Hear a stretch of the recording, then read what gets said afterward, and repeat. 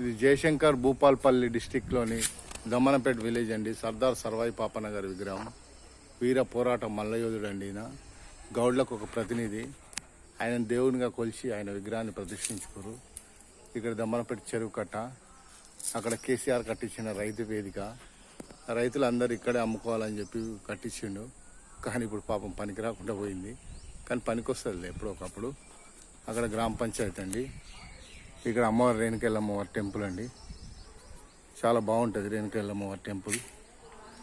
ఇక్కడ ఎవరు ఏం కోరుకున్నా తక్షణమే వాళ్ళ కోరికలు తీరిపోతాయంట. అమ్మవారి చాలా పవిత్రంగా మంచి మనకు అమ్మ.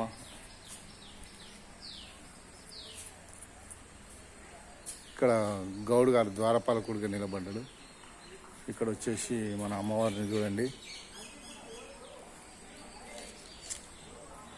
అమ్మవారి దర్శనం చేసుకోండి, తరించండి.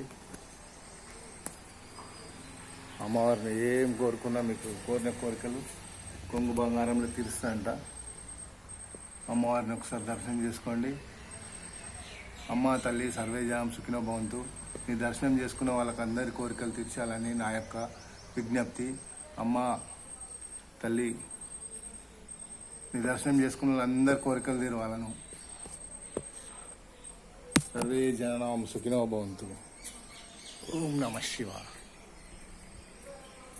సర్దార్ సర్వాయి పాపన్న గారి విగ్రహం ఉంది ఇక్కడ.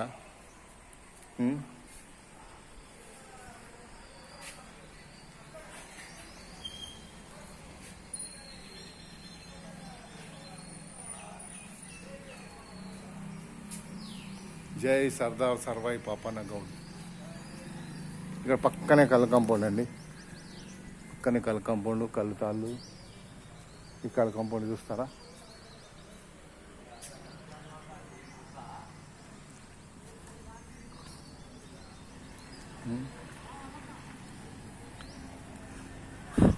కళ్ళు కాంపౌండ్ చూడండి, చాలా మస్తు ఉంటుంది.